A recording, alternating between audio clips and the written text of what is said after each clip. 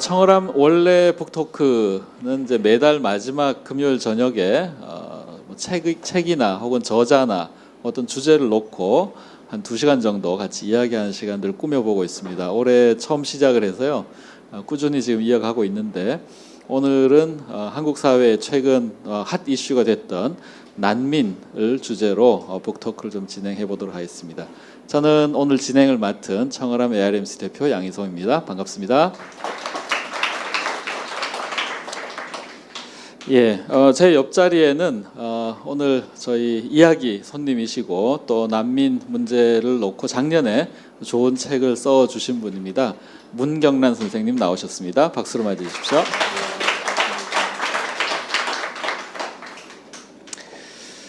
네, 저희가 그 난민이라는 주제는 뭐 다들 느끼시겠지만 최근 상당히 좀 뜨거운 이슈가 됐고요. 제주도에 들어온 한 500여 명의 예멘 분들 난민 신청 받지 말고 추방해야 된다 하는 청원이 청와대에 올라가서 지금 제가 좀 전에 확인해 보니까 한 71만 명 정도 해서 청와대 청원 역대 최고치를 갱신을 했습니다. 아마 많은 분들이 그런 현상을 보고 좀 많이 놀라셨을 것 같아요. 아니 이 문제가 이렇게까지 한국 사회가 청와대 청원 역대 최고를 갱신할 만큼의 그런 이슈인가, 혹은 또 그 주제를 우리가 이런 방식으로 표출하는 것이 적절한가, 혹은 또 그런 식으로 생각하는 사람들이 이토록 많았나, 뭐 여러 가지 생각을 좀 많이 해보게 되는데요. 제가 조금 차분하게 이 문제를 다뤄보자. 그리고 이제 책을 좀 찾아봤는데 의외로 책이 좀 많지가 않았습니다. 그래서 오늘 모신 이제 문경란 선생님이 쓰신 우리 곁의 난민, 한국의 난민 여성 이야기, 그래서 난민 여성 내용을 담고 있는 이 책이 가장 비교적 최근에 쓰여졌고 또 한국 현실을 좀 잘 담고 있고 스토리들을, 난민들의 이야기를 직접적으로 좀 전달해주고 있는 그렇게 많지 않은 책 중에 하나였고요. 그래서 어른들이 좀 접하실 만한 책들이 의외로 좀 적었다라는 것이 저희 눈에 좀 기이하게 보였었고, 두 번째는 그럼에도 불구하고 동화책이라든지 그림책 혹은 좀 교재로 학교에서 쓸 수 있는 책들은 꾸준히 좀 나오고 있더라는 걸 봤습니다. 그래서 저희 자녀들이나 그 다음 세대쯤에는 훨씬 일찍부터 난민 문제 혹은 또 이런 그 소수자의 문제를 좀 호의적인 시각으로 볼 수 있는 세대가 커 올라오지 않을까라는 기대를 해보는데 지금 현재 한국 상황으로 놓고 보면 그게 그렇게 쉬운 문제는 아니겠다. 우리가 풀고 가야 되는 과제가 상당히 크겠다라는 좀 생각이 들었습니다. 어쨌든 많지 않은 책에 귀한 저수를 해주신 이제 선생님 모셨는데요. 소개를 제가 좀 먼저 좀 부탁을 좀 드려야 될 것 같습니다. 어떤 분이신지 저희 프로필로 보면은 중앙일보에서 기자 생활을 오랫동안 하셨고요. 나중에는 뭐 사회부에서 주로 활동을 하셨다고 제가 말씀을 들었고, 그다음에 나중에 이제 여성 전문 기자를 거쳐서 논설위원까지 역임을 하셨고요. 그 이후에 이제 국가인권위원회 상임위원 하시고 서울시 인권위원장 하시고 현재는 인권정책연구소 이사장으로 계십니다. 뭐 언론, 그다음에 인권, 또 여성 이 영역을 이력만 보면 어마어마하게 섭렵을 하신 것처럼 보이는데 본인은 좀 어떤 경로로 걸어오셨는지 좀 소개를 부탁드릴게요. 예, 여러분 반갑습니다. 예. 아니 이 더운 여름날 이 좋은 불금에 왜 여기 계시는지. 불금엔 역시 북토크죠. 네, 예, 좋은 자리 마련해 주셔서 우리 양 대표님 감사드리고요. 또 함께 해주셔서 여러분들 반갑습니다. 예. 우리 양 선생님 말씀하신 대로 저는 이제 제가 어디 가서 강의하면 이런 얘기 많이 하는데요. 저는 이제 제가 제일 잘한 일이 여성학을 공부한 거다 이런 얘기를 항상 합니다. 정말 그랬던 것 같아요. 80년대 이제 중반쯤에 한국에서 이제 대학원에서 여성학과라고 하는 게 생기면서 그 이전에 제가 갖고 있었던 막연한 문제의식들을 이제 좀 그 여성학이라는 그런 어떤 일종의 안경이라고 저는 비유를 많이 하는데요. 그걸 통해서 이렇게 세상을 보니까 제가 이렇게 설명이 안 되고 굉장히 불합리하다고 생각했던 것들이 아, 저게 저래서 저렇게 저런 문제가 나오는구나라고 하는 어떤 구조 같은 게 좀 보이고 객관화시켜 볼 수 있었던 것 같아요. 그래서 이제 기자를 하면서도 제가 그런 문제들을 좀 우리 그 신문에 좀 미디어에 반영해 보겠다 이런 생각을 가지고 있었고 뭐 저 나름대로는 개인적으로 줄기차게 이제 기자하면서 그런 문제의식을 좀 녹여보려고 했고요. 그러다 보니까 자연스럽게 젠더 문제뿐만 아니라 다른 마이너리티 문제에 대해서도 이제 관심을 가졌던 것 같아요. 그래서 이제 기자하다가 또 국가인권위원회에 이제 옮겨서 일을 하게 됐고 영역이 이제 조금 더 이렇게 넓어졌다고 할까요? 뭐 그래서 지속적으로 지금도 이제 인권 관련되는 일을 하고 있고요. 제가 지금 관여하고 있는 인권정책연구소라고 하는 곳은 여러분들 기억하실지 모르겠는데 이제 수년 전에 그 MB 정권 들어서고 난 다음에 인권위원회가 굉장히 여러 가지 굴절되고 이게 제 역할을 못할 때가 있었어요. 그때 이제 같이 일하던 많은 분들이 좀 나와갖고 이제 그야말로 독립된 국가인권위원회, 장외인권위원회를 만들겠다는 그런 야심찬 계획을 가지고 인권정책연구소라고 하는 걸 만들었고요. 저도 그때 이제 이사로서 같이 만들었었는데 어떻게 하면 우리 사회에서 인권이라고 하는 이 주제를 좀 더 크게 이렇게 널리 확산시킬까? 그러려고 하면 이제 제도 속으로 녹여내고 정책 속으로 그것들을 개입 이제 할 때 큰 힘을 갖는다는 문제의식을 가지고 인권의 정책화, 제도화 이런 일들을 주로 하고 있고요. 이제 인권 교육, 강의 이런 것들 많이 하고 있습니다. 저는 이제 그런 일을 하면서 그 일환의 하나로 이제 난민에 관심을 갖게 됐습니다. 네. 네, 그 인권이라는 이제 좀 또 폭넓은 영역을 이제 전반적으로 꾸준히 뭐 언론을 통해서 혹은 또 정책 혹은 NGO 여러 가지 영역에서 이제 활동을 해오셨는데 한국에서 난민 문제는 그래도 좀 비교적 사람들이 피부에 느끼는 건 최근의 상황인 것 같아요. 그렇죠. 인권 네. 운동을 해오신 입장에서 지금 네. 최근에 불거진 난민 관련된 어떤 이 사안 좀 인상이나 좀 어떻게 좀 느끼셨는지. 네, 이제 제가 작년에 책을 낼 때만 해도 올 들어서 이런 문제가 이렇게 막 사회적으로 막 불거져 나오리라고는 사실 잘 예상을 못했었어요. 제 감으로는 한 2, 3년, 3, 4년 후쯤 되면 이거는 이제 난민을 신청하는 신청자가 이제 갈수록 기하급수적으로 많이 늘기 때문에 우리 사회에서도 이게 도드라져 나오겠구나 이렇게 생각을 했는데 한편으로는 좀 그 혐오의 확산이라든지 이런 것들이 좀 제가 예상했던 것보다 커서 정말 우리 사회가 이 정도인가 하는 이제 좀 불편함도 좀 많이 있었던 것도 사실이고요. 그럼에도 불구하고 이제 이 왜 우리가 이렇게 됐는가를 좀 차분히 성찰할 기회를 좀 갖는 게 필요하겠구나. 그래서 아주 좋은 제주도 그에 이제 오신 예멘 난민들이 제기하는 것은 결국은 난민의 우리가 보통 난민 문제라고 얘기하는데 저는 우리 문제라는 생각이 많이 들었고요. 우리 사회를 한번 거울에 비춰보는 거구나. 그래서 그분들이 우리에게 참 중요한 어떤 성찰의 기회를 주는구나. 저는 뭐 요즘 그런 생각을 하고 있습니다. 예. 네. 저도 뭐 기회가 있어서 이런 난민 관련 토론에 나가 보니까 그래서 깜짝깜짝 놀라게 되는 게 밖에서 오신 분들이 문제가 아니라 그분들의 비춰진 우리 모습에 우리가 놀라는 것 같아요. 우리가 이런 사회였나? 우리가 평소에 이런 생각을 하고 있었나? 외부인에 대해서 이렇게 배타적이었나? 소스라치게 놀랄 정도로 좀 이렇게 우리 모습을 좀 정면으로 좀 보게 되는 그런 계기가 되는 것 같은데요. 근데 난민에 대한 상당히 그 막연하고 근거 없지만 사람들이 많이 또 사로잡혀 있는 불안이나 이런 게 또 좀 있을 수 있는 것 같아요. 이 책에 보면은 이제 앞부분에는 난민 관련된 기본적인 개념이라든지 통계들을 좀 다뤄주셨는데 우리가 가장 좀 일반적으로 잘 모르고 있거나 혹은 또 잘못 알고 있거나 어떤 것들 주로 좀 접하게 될까요? 제가 이제 책을 쓸 때는 제가 이제 제가 뭐 하세요? 이제 이렇게 물으면 제가 요즘 난민 관련된 책 준비하고 있는데요. 그러면 첫 번째 하시는 말씀이 있었어요. 아주 예외 없이 하는 말이 한국에 난민이 있어요? 그런 얘기를 진짜 많이 하셨고요. 난민은 그냥 언론을 통해서 주로 유럽에 이제 뭐 독일에 뭐 헝가리에 이렇게 문제가 되는 강 건너 불 정도로 생각을 하셨던 것 같아요.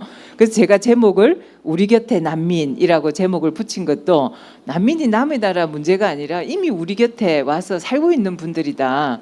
이런 얘기를 제가 이제 하고 싶었었고요. 그래서 우리는 사실은 이제 제주도에 500여 분의 난민들이 예멘 난민들이 오셨다고 하지만 이미 많은 난민들이 한국 땅을 찾아와서 우리 옆에 이제 살고 계시다.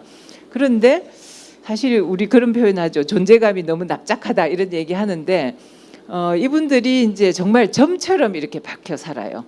예, 점처럼. 인간이라는 게 다른 사람하고의 어떤 관계를 맺어야 이제 사회적 동물로서의 어떤 모습을 제대로 갖추게 되는데 점이라는 게 선도 아니잖아요. 연결이 없잖아요. 완전히 고립돼서 살다 보니까 그 존재가 보이지 않는 거죠.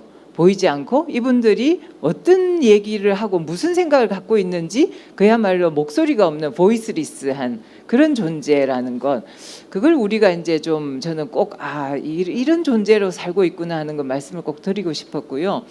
이제 이게 이제 500분의 예멘 난민들이 오시면서 이제 확 불거졌는데 사실은 이미 우리 이웃이고 같이 살고 있고 앞으로 같이 살아가야 되는 거다. 이제 이 말씀을 저는 꼭 드리고 싶었었어요.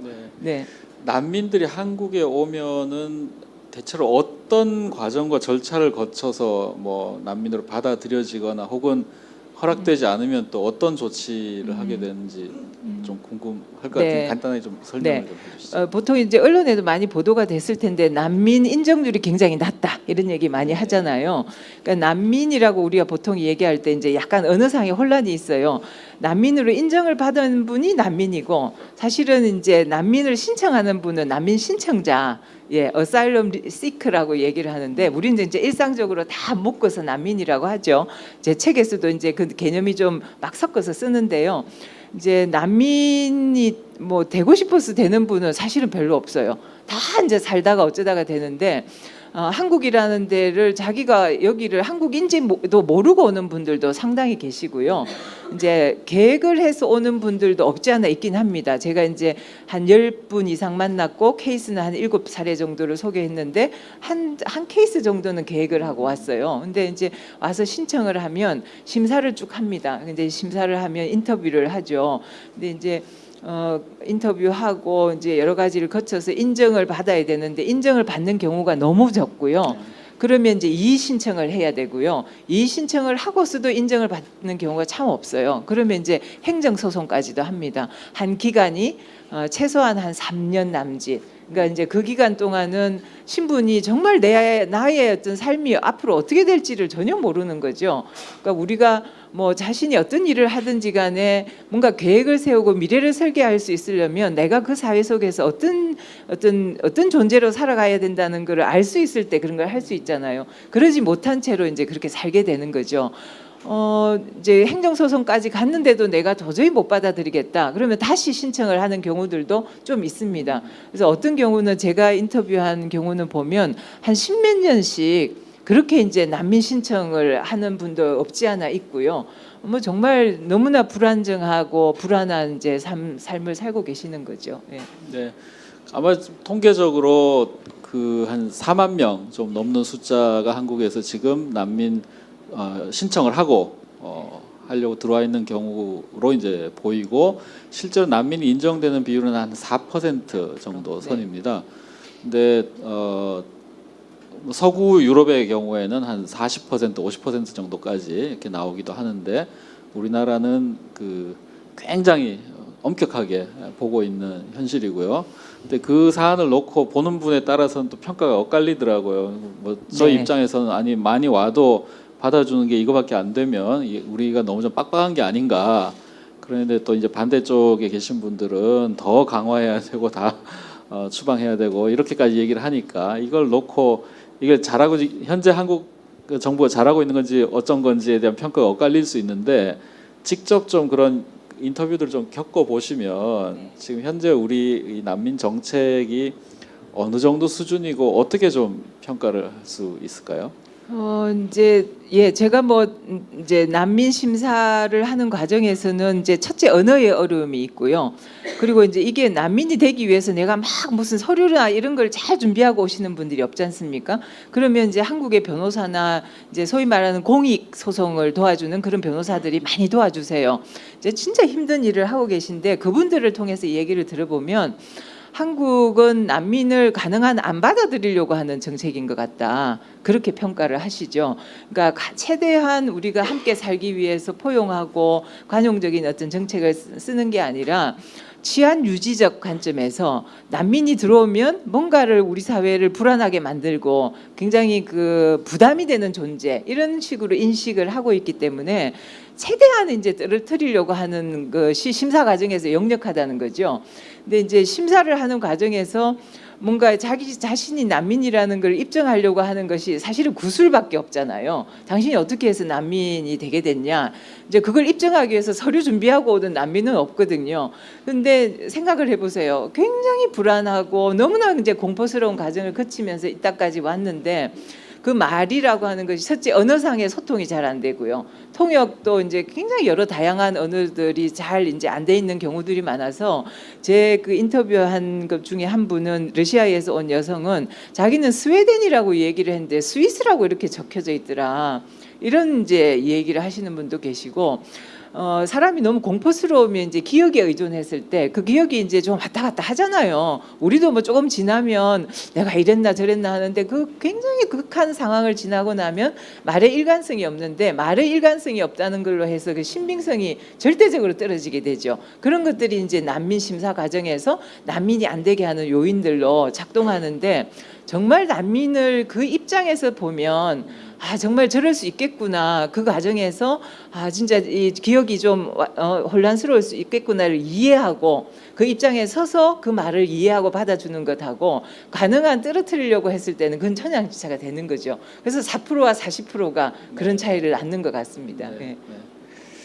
예, 뭐 하나만 더 좀 여쭙고 이제 책 이야기로 좀 진행을 하면 좋겠는데요. 뭐 최근에 제주도 다녀오셨다고 말씀 들었습니다.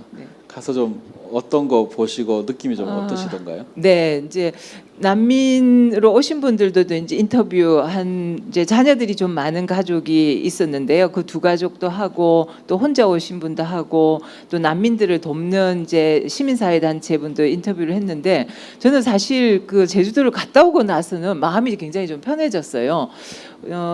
언론을 통해서는 주로 이제 우리 사회의 혐오라든지 이런 것들이 이거 너무 심하구나. 아까 우리 양 대표님도 말씀하셨지만 우리가 진짜 이 정도밖에 안 되나 하고 막 탄식을 하고 그랬는데 실제로 제가 가서 제주도를 봤을 때는 막 그렇게 그 뭐 하루 가서 본다고 이게 느껴지는 건 아니지만 이제 그래도요. 막 인터뷰도 하고 했을 때 제주도가 그래도 최대한 이 난민들을 뭔가 이렇게 쌓아안고 같이 가려고 하는 노력들이 많이 있는 것 같고요. 시민사회 돕는 분들 말씀을 들어보니까 도와주려고 하는 분들이 막 바리바리 싸들고 오기도 하고 자기의 집을 열어서 방을 빌려주기도 하고 그런 게 굉장히 많더라고요. 그래서 우리 사회가 그렇게 형편없는 사회가 아니구나 이런 한편으로 제가 생각도 또 들었고요. 또 뭐 여러분들도 이제 저희에게 얘기 듣는 것보다 언제 한번 시간 되시면 제주도 한번 가서 보시면 보시면 아마 제일 좋을 겁니다. 우리가 갖고 있는 굉장히 불안한 그리고 뭔가 이 불온한 이런 생각을 갖고 있는데 가서 뭐 보면 그야말로 사람이죠. 사람이 똑같은 우리 같은 그런 사람이 온 거죠. 그래서 보고 와서 저는 아주 마음이 기분이 그래도 훨씬 더 마음도 안정되고 시민사회도 나름대로 조직화해서 잘 이제 도우고 있는데 이분들을 이제 가능하면 우리가 선의를 막 베푼다고 해서 되는 것이 아니라 어떻게 잘 정착해서 살 것인가 그게 대해서는 굉장히 많은 고민이 있어야 될 것 같아요. 그러니까 우리도 안 해본 일이어서 우리에게 큰 어떤 숙제를 던져주는 일이다. 뭐 그런 생각을 하고 왔습니다. 네. 저도 조금 첨언을 하자면 저도 한 2주쯤 전에 제주도를 다녀왔거든요.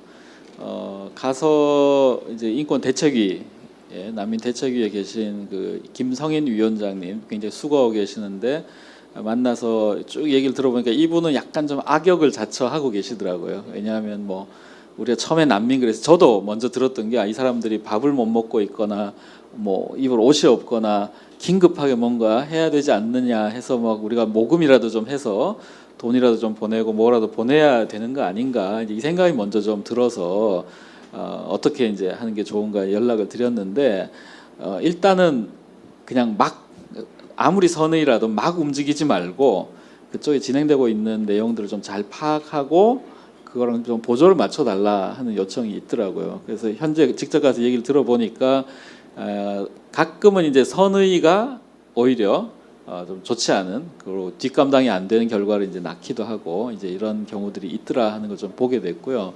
그리고 또 그렇지만 또 감사했던 것은 실제로 난민들 접하면서 생각들이 참 많이 바뀐 분들이 계시더라고요. 제주도는 이제 카톨릭 쪽이 굉장히 열심히 하고 계시는데 카톨릭 쪽의 이런 이제 공간들을 이제 여성들이나 또 좀 급하게 거주를 해야 되는 분들한테 좀 내드리게 됐는데 뭐 그분들도 그게 낯설고 좀 어색하고 마음이 편치가 않은 거죠. 이 교회 공간인데 성스러운 공간인데 이렇게 막 난민들 받아서 되나 해서 굉장히 좀 뚱하게 반응을 하셨던 분이 실제로 그 난민들이 들어와서 며칠을 지내면서 인사도 하고 얼굴도 맞추고 이렇게 하다 보니까 그분이 굉장히 이렇게 좀 난민들 오히려 옹호하고 이렇게 좀 바뀌어 가더라 하는 그런 얘기도 좀 들었고 또 개신교 제주도에 살러 가신 목사님 가정인데 난민 가족 한 가족을 호스트를 하신 집이 있어요. 그러니까 총 집에 아이들만 한 7, 8명씩 같이 이제 자기 집 아이 또 그 집 아이 해서 대가족을 이루고 한참을 살았던 그 얘기도 가서 아주 실감나게 들었습니다. 같이 사는 게 쉽지는 않더래요. 너무 이제 문화도 다른 게 많아서 이렇게 하면 저쪽이 또 이상하게 느끼기도 하고 여러 가지 이런 게 있었지만 그 기간 동안 아이들도 친해지고 또 굉장히 그 가족으로부터 참 많이 배웠다. 그래서 아주 속내를 지금 한국 사회에서 어떤 일이 벌어지고 있는지를 또 전달하고 또 거기에 대해서 그분은 어떻게 느끼는지도 이제 이야기를 들으면서 굉장히 그 좋은 그런 시간을 보냈는데 이제 그 주변에서 압력이나 그 인근에 사는 분들의 압력 때문에 결국 계속 호스트하지를 못했대요. 다른 거처로 옮겨가도록 그렇게 했대는데 그래도 뭐 그런 경험들이 난민을 부정적으로만 아니라 서로 그 얼굴과 얼굴을 맞대고 대화 나누면서 환대할 수 있는 그런 관계를 좀 확인했다는 점에서는 그런 제주도 안에서는 그런 또 그 우리가 들으면 좀 감동적이고 또 참 귀한 이야기들도 참 많더라 하는 걸 좀 접할 수가 있었고요. 그런 얘기들이 좀 많이 나오면 좋은데 가끔씩 언론에 보면은 너무 그 헤드라인부터 악의적으로 달려 나온 경우가 많아서 굉장히 좀 아쉬운 그런 마음이 좀 큽니다. 제가 그 갔을 때 이제 어떤 대학의 교수님이 제주도 출신 분이 거기서 이제 인터뷰하다가 만났어요. 근데 그분이 하시는 말씀이 이제 어머니가 그 제주도에 계시는데 그 어머니 말씀이 그 막 혐오하는 이제 그 데모도 하고 그랬잖아요. 난민 반대 시위. 그분들은 아마 저 분명히 그 사람들 제주도 사람 아닐 거라고. 예, 제주도 사람은 그런 거 안 한다고 막 그런 얘기를 하셨다는 거예요. 우리 제주도 사람들이 얼마나 외부에서 오면은 잘 감싸주고 그렇게 같이 살려고 하는데 다 그분 어머니 말씀이 외지 것들이 와서 그랬다고 그런 얘기를 하시는 말씀을 들었는데요. 네. 실제로 제주도 분들이 또 좀 그런 마음이 있으시더라고요. 그러니까 이 난민들을 내치는 게 우리 정서는 좀 아니다 하는. 그래서 실제로 그런 일이 있다면 굉장히 그건 참 미안한 일인데 제주도가 이제 한국 전쟁 때 그 피난민들 굉장히 많이 받아서 집에서 밥 해먹이고 이렇게 했던 그런 것도 있기 때문에 제주도 사람들이 나서서 그런 거 했을 거라는 거를 본인들도 잘 좀 납득을 못하는 좀 그런 시선이나 이런 거에 좀 억울해하는 그래 실제 그런 사례가 있을 수는 있지만 그거 우리 정서는 아니야 하는 또 그런 것도 있어서 여튼 뭐 다양하게 좀 들여다봐야 된다 하는 생각이 좀 듭니다. 책 이야기로 좀 넘어가 보도록 할게요. 우리 곁에 난민이라는 제목 또 한국의 난민 여성 이야기 이렇게 돼 있는데요. 2017년에 쓰셨고요. 어떤 계기로 이 책이 기획이 되고 좀 작업이 된 건지가 일단 궁금합니다. 네. 그 이제 당초에 이 책은 여러분들이 이제 출판사를 보시면 약간 이게 낯선 걸 거예요. 서울연구원 이렇게 돼 있잖아요. 이런 출판사가 있었나 이렇게 생각하실 텐데 사실 서울연구원은 이제 서울시의 정책을 연구하는 연구기관이에요. 그런데 여기에 이제 계시던 원장님께서 저하고 이제 무슨 일로 이렇게 만났다가 마이너리티라는 거를 서울시에서도 좀 연구를 해보면 좋겠다. 그러니까 서울시 예산이 수십조거든요. 그 중에서 이제 뭐 물론 장애인이나 뭐 이주자에 대한 정책들이 좀 있지만 거의 대부분이 머저리티를 이제 최대 다수의 최대 행복, 공리주의적 관점을 가지고 정책을 접근한다는 거죠. 근데 마이너리티에 대한 연구를 좀 했으면 좋겠는데 기존의 연구자들로서는 좀 커버가 잘 안 되니 제가 이걸 좀 와서 좀 하면 좋겠다 이런 얘기를 하셨어요. 그래서 이제 저도 귀가 솔깃해 갖고 마이너리티에는 저의 이제 항상 저의 관심사였으니까. 그래서 기존에 이제 접근하고는 좀 다르게 한번 해보자 해서 이제 여러분들 책 펴보시면 여기 앞쪽에 좀 나올 텐데요. 제가 이제 기획을 했던 거는 이 난민 그리고 이제 니트라고 해서 니트 청년 그리고 아이돌 연습생 그리고 특성화고 학생들 그리고 이 한국에 거주하는 네팔 공동체 뭐 이런 것들을 제가 이제 6개를 주제를 기획을 해서 나오게 됐고요. 제가 이제 이 주제는 제가 쓰게 된 계기는 이제 개인적인 인연이 좀 있었는데 한 10년 전쯤이었어요. 저희 애가 이제 고등학생이었어요. 피난처라고 하고 여기 이제 읽어보시면 나오는데 한국에서 이제 난민 문제를 처음으로 다룬 단체인데요.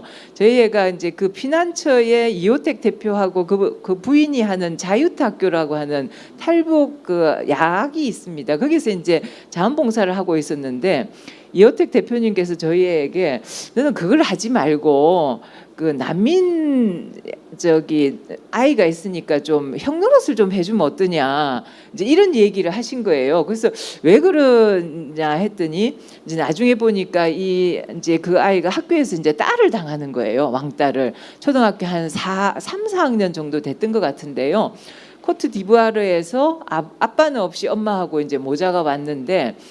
애가 아주 영리해요. 뭐 불어도 잘하고 한국말도 잘하고 영어도 잘하고 이러는데 학교에서 계속 그렇게 인종차별 왕따를 당하니까 정서적으로도 굉장히 좀 불안정했었고 뭐 나중에는 욕도 되게 잘했어요. 정말 가만히 있는 적이 없어요. 항상 건들건들하고요. 근데 이제 그러니까 그걸 이제 그 이호택 대표께서 보시고 뭔가 좀 이제 형노릇을 해줄 사람이 필요하겠다 해서 이제 저희 애가 한 2주일에 한 번이냐 뭐 이제 뭐 일주일에 한 번 가기도 하고 한 달에 한 번 가기도 해서 가서 이제 축구공 가지고 놀아주고 그래서 뭐 했으면 좋겠니 그랬더니 축구하는 게 얘가 첫 번째 자기 소원이었어요. 알고 보니까 친구들이 축구하는데 얘를 안 끼워준 거예요. 그래가지고 이제 저 이태원의 해방촌에 엄청난 비탈길에 그 이제 걔는 위에서 뻥 차면 우리 애는 저 밑에 가서 이제 맨날 공주오고 그런 걸 했는데 얘가 막 너무 기분이 좋은 거예요.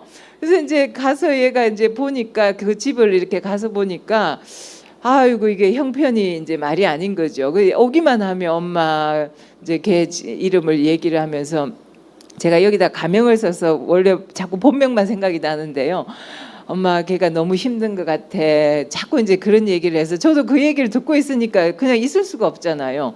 그래서 이제 가서 봤어요. 보고 같이 밥을 먹기도 하고 그런데 이제 이 엄마가 아프리카 쪽 출신이니까 불어를 하잖아요. 그러니까 저하고 이제 영어로 해야 되는데 이게 뭐 의사소통도 잘 안 되고 그 마실라인데 마실라 너 소통 저기 통역 좀 해봐라 그러면 안 해요. 그러고 도망가고 그랬는데 이 얘기를 들어보니까 이제 말하자면 이제 반대 정적에 상당히 그 나라에서는 잘 살던 정치적으로 이제 굉장히 잘 주요한 이제 그런 아버지가 정치인이었는데 반대쪽에서 어느 날 집에 쳐들어와 가지고 엄마는 이렇게 소파 밑에 숨었대요. 이 엄마는 숨었고 애는 바깥에 있었고 그 자리에서 아버지하고 그러니까 마실라의 할아버지죠. 외할아버지하고 외삼촌은 그 자리에서 그냥 총으로 이제 쏴 죽이고 해서 그걸 봤는데 이 엄마가 그 트라우마가 어마어마했어요. 저를 만났을 때만 해도 그 트라우마에서 잘 벗어나지를 못해서 제가 이제 그 엄마를 만나고 오면 마음이 항상 좀 불편했어요.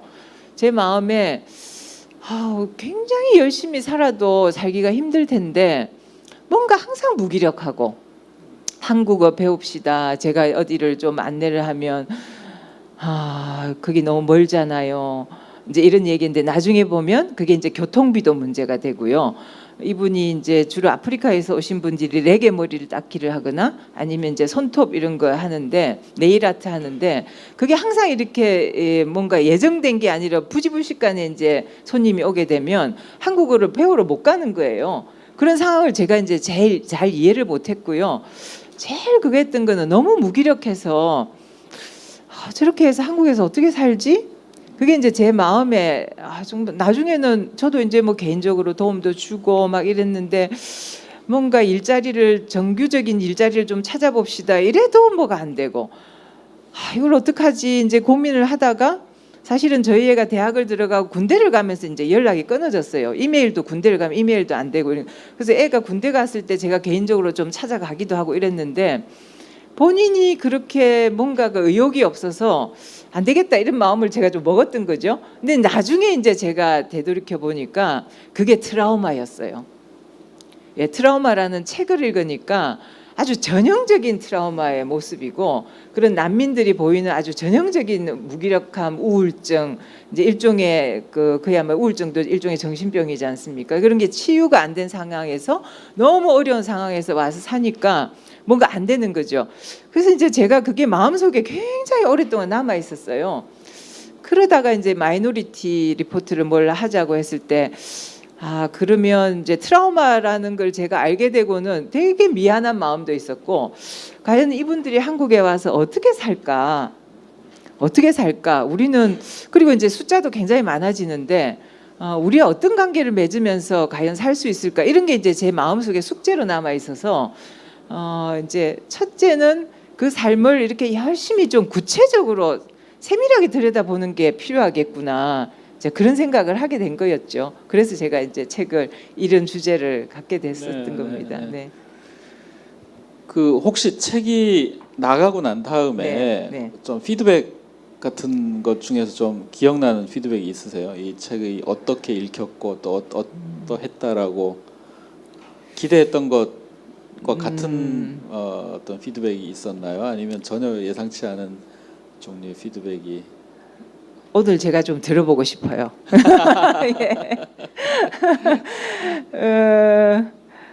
이제 마음 아프다 이런 얘기 하시는 분들이 좀 있었고 이제 사례 중에 보면 좀 진짜 조금 힘든 사례들이 좀 있었고요. 또 이제 어떤 분은 정말 이렇게 이걸 보고 그런 얘기를 하신 분이 있었어요. 어머 똑같네. 우리가 살아가는 건 똑같네. 그 삶이라는 거는 정말 다 그런 거네. 자기가 인간이 뭔지 삶이 뭔지에 대해서 좀 성찰하게 됐다 이런 얘기를 해주신 분이 계셔서 사실은 그 얘기가 제 마음에 제일 남았던 것 같아요. 네. 그 책에는 그 앞부분에 좀 인트로덕션으로 이제 난민 상황 전반에 대한 좀 언급이 있고 그 다음엔 뭐 구체적으로 각 그 인터뷰들이 이제 챕터별로 이렇게 쭉 배열이 되는데요. 이 인터뷰할 대상자들을 선정하거나 뭐 이건 좀 어떤 방식으로 이걸 하시게 됐죠? 제가 이제 접할 방법이 없으니까 난민 단체들을 이제 막 열심히 이제 제가 그 이제 처음에 저희 애를 이제 가서 난민 아이를 돌보러 갔던 이제 피난처 이호택 대표님을 찾아가서 이제 이호택 대표님이 책임지셔야 됩니다. 막 제가 이제 난민하고 인연을 맺게 했으니까요. 그래서 정말 여러 단체들에서 도와주셨는데요. 처음에는 굉장히 난감함을 표현했어요. 요즘은 이제 난민에 대한 관심이 조금씩 생기니까 일종의 이제 연구 대상으로만 접근하려고 하는 분들이 많아서 거기에 대해서는 굉장히 좀 안 좋은 생각을 갖고 계셨는데 이제 저는 이제 제가 좀 이제 설득을 했죠. 정말 우리가 앞으로 난민하고 함께 살아가야 되는데 살아가기 위해서는 그 삶이 어떤지를 모르고는 이해할 수가 없다. 알아야 제가 이제 이 책에서 항상 가서 얘기하지만 우리가 알아야 이해하고 이해해야 공감하고 공감해야 한대하고 연대할 수 있다. 제가 이제 이 책을 쓰게 된 어떤 취지였고요. 그게 이제 정말 난민을 우리가 앞으로 같이 살아가기 위해서는 그게 필요한 것 같아요. 그래서 굉장히 많이 도와주셨고요. 인터뷰 과정은 이제 영어로 주로 했고요. 영어가 안 되시는 이제 불어권의 아프리카에서 오신 분은 이제 불어 통역을 했는데 제가 그 이제 인권 중에 의사소통을 할 권리 이런 게 있어요. 의사소통을 할 권리. 그래서 제가 처음에 옛날에는 의사소통을 할 권리가 뭐 그렇게 꼭 필요한 인권인가? 제가 이런 생각을 했는데 이번에 이제 인터뷰를 하면서 아 이게 얼마나 중요한지를 제가 진짜 깨달았어요. 우리 양 대표님 예를 들어서 애간장이 녹는다. 이런 걸 영어로 어떻게 표현하죠? 예. 러브 앤 소이 소스가 멜트다운인가요? 그러니까 그분들이 그 진짜 이제 이렇게 생과 사가 막 엇갈리는 그런 어떤 고비고비를 넘겨서 오시잖아요. 그리고 이제 뭐 여기 와서도 참 이게 말 못할 얘기들이 많을 텐데 그런 얘기를 표현할 수가 없는 거예요. 그러니까 영어로 해야 되니까 자기 모국어를 사용하지 못하니까. 그리고 이제 굉장히 단순하게 얘기하면 저도 그거를 또 이제 알아듣는데도 또 한계가 있잖아요. 야, 자기가 표현하고 싶은 거를 제대로 표현 못하는 게 이렇게 답답한 일이구나. 예, 우리가 이제 뭔가 외국 여러분들 뭐 외국 경험들이 좀 다 있으실 텐데 외국 가서 잘 읽다가도 이렇게 어쩌다 가끔씩 한국 사람 막 모여가지고 한국 음식 막 해먹고 실컷 한국말로 떠들고 나면 뭔가 스트레스 확 풀리는 거 있잖아요. 근데 이제 이런 게 안 되니까 엄청난 스트레스를 받는데 이분들의 삶의 그 애환 같은 걸 얘기할 때도 참 의사소통이 안 되지 굉장히 힘들었고요. 저도 그래서 이제 이 한계를 어떻게 극복할까. 그래서 인터뷰를 하러 가기 전에 최대한 이분들을 자주 접하던 활동가들을 한 뭐 굉장히 많이 만났어요. 많이 만나 사전 이제 많은 이제 이분의 상태, 오게 된 경위, 뭐 갖고 있는 문제 이런 것들을 제가 이제 1차적으로 다 이제 먼저 좀 알고 가고 가면 한 최소한 4-5시간 정도 이제 인터뷰했는데요. 굉장히 긴장하면서 4-5시간 하고 집에 오면 완전히 뻗어요, 제가. 왜냐하면 이분들이 주로 사시는 곳이 이제 저는 이제 서울에 사는데 집값이 굉장히 비싸잖아요. 그러면 경기도의 가장 변두리에 삽니다. 그러니까 지하철이 들어가는 곳에서 거의 이제 종점인데 그 종점에서도 다시 버스를 타고 가거나 한참 걸어가는 이게 집값 때문이죠. 그러면 이제 제가 이동하는데도 가는데 한 2시간, 오는데 2시간, 가서 이제 4-5시간 하고 오면 완전히 이제 제가 그냥 번아웃이 되는데 제가 그 인터뷰하는 과정에서 야, 밥상 공동체가 이렇게 좋은 거구나라는 걸 정말 절감했어요. 그 생각을 해보세요. 저희를 생전생판 모르는데 저도 처음에는 이분들을 어떻게 대해야 되나 정말 뭐 어떻게 해야 될지를 모르겠더라고요. 기자를 그래도 한 20년 했으니까 사람 만나는 게 그렇게 두렵지는 않은데 난민이라는 존재를 굉장히 특별하게 생각하고 저도 이제 간 거죠. 그러니까 이걸 어떻게 해야 되나 이제 막 고민했는데 한 중간에 이제 밥을 꼭 한 번씩 먹었어요. 그래서 이제 아기들이 있는 경우에는 너 뭐 먹고 싶니? 이제 이렇게 얘기하면 첫 번째가 뭔지 아세요? 피자? 짜장면. 예. 짜장면이 1순위고요. 예, 이제 저도 짜장면 많이 먹었어요. 그럼 짜장면 말고 다른 거 먹으면 안 되겠니? 제가 이제 그러면 그 다음이 뭔지 아세요? 탕수육? 치킨. 네. 예, 프라이드 치킨. 예. 그리고 피자는 굉장히 고급 음식이어가지고요. 어떻게 피자를 시킨 이런 애들도 있었는데 하여튼 그 같이 이렇게 이제 먹으면 긴장도 확 풀리고요. 이렇게 뭐라 그러나 굉장히 라포 같은 것도 잘 형성돼서 아 역시 먹는 게 최고구나. 예. 그래서 많이 먹었어요. 제가 가서 진짜 많이 먹었어요. 뭐 이렇게 좀 만들어서 먹거나 좀 그러지는. 이제 그럴 시간적인 여유가 없고요. 한 집은 제가 갔더니 시리아 분이 이렇게 정말 시리아 음식을 한가득 해놓으셨더라고요. 너무 감사했어요. 제가 시리아 음식 언제 먹어보겠습니까? 앞으로는 아마 먹을 수도 있을 것 같은데 되게 맛있었어요. 예. 정말 그러면 막 이렇게 느낌 같은 게 이제 진짜 필링이 확 오죠. 막 오고 굉장히 가까워지는 느낌도 받고요. 네. 이제 사람이 처음 보는 사람한테 자기 힘든 얘기 잘 안 하잖아요. 그 처음 얘기는 다 이렇게 이제 언제 오셨어요? 어떻게 해서 오시게 됐습니까? 아주 이제 그런 의례적인 얘기를 한다면 이제 밥 먹고 나면요, 이제 훨씬 그 내면의 얘기가 나와요. 이제 그러면 제일 나중에 하는 얘기가 자기는 한국이 굉장히 민주주의가 그야말로 이제 성공적인 민주화 과정을 겪고 인권이 굉장히 발달된 나라라고 생각하고 왔는데 와서도 그렇게 들었는데 그렇지가 못해요. 이런 얘기를 하세요. 그런 얘기는 안 해요. 처음에는 전혀 안 합니다. 왜냐? 해갖고 도움이 될 게 하나도 없잖아요. 본인들이 다 아시죠. 근데 이제 마음속에 이제 여기 와서 몇 년씩 사시면서 인종차별도 겪고 굉장히 모욕이나 멸시나 무시당하는 이런 것들을 겪기 때문에 이제 그런 얘기를 이제 뭔가가 이제 저 사람이 자기를 이해해주고 뭔가를 잘 들어주겠다고 생각이 들면 이제 그런 얘기를 하는데 정말 제가 부끄러웠어요. 그런 얘기 들을 때는 참 부끄러웠습니다. 책에 이제 일곱 명의 이야기가 나오는데 다 이제 난민 여성 이야기거든요. 남자들이 다 배제된 특별한 이유가 뭐 이렇게 제가 꼭 질문할 건 아닌데 그 특별히 난민 중에서 여성들을 들여다봤을 때 여성의 상황을 들여다봤을 때 두드러지게 좀 발견하게 되는 또 이 이야기가 중요한 이유 어떤 이유에서 그럴까요? 이제 제가 어떻게 할까 고민을 하다가 이제 첫째는 제 개인적인 관심사가 뭐 제 평생을 이제 젠더 문제에 관심이 있으니까요. 우리가 이제 책에서 흔히 그 이제 젠더와 인종과 뭐 종교와 민족과 이런 어떤 차별적인 요인들이 서로 교차한다 이런 얘기를 많이 하잖아요. 그걸 한번 이제 실제로 한번 좀 보고 싶다 이런 생각이 들었고요. 막 많은 얘기를 이제 제가 다루기에는 한계가 있으니까 그리고 이제 여성들의 삶이라고 하는 게 여성을 인터뷰하는 게 삶의 어떤 속살 같은 거를 좀 볼 수 있겠더라고요. 이제 남자분들은요 아침에 눈 뜨면 이제 일하러 가고 그다음에 이제 다시 오고 이러니까 집과 일, 이제 직장 이것만 일터 왔다리 갔다리 이것만 하는데 여성들인 경우에는 이제 장도 보러 가고요. 애들 학교 문제 때문에 이제 학교에도 아무래도 가게 되고 어린이집도 보내게 되고 뭐 동네에서 이제 뭐 이런 것들을 하다 보니까 훨씬 더 일상의 삶을 우리가 아는데 이해하는데 훨씬 도움이 되더라고요. 그리고 이제 제가 이론적으로 알았던 그야말로 이제 여성의 문제가 얼마나 이중 삼중으로 어떻게 포개져 있나. 근데 이제 진짜 이분들 인터뷰를 통해서 그런 걸 확인할 수 있었죠. 종교적 문제, 종교 같은 것들이 갖는 가부장성 이런 것들이 이제 여성의 의갑을 훨씬 더 이중으로 더 힘들게 하고요. 성폭력은 정말 전지구적으로 만연돼 있는 여성 폭력이고 가부장제의 한 형태다. 이제 이런 거는 뭐 정말 뭐 어디든지 다 확인할 수 있었고요.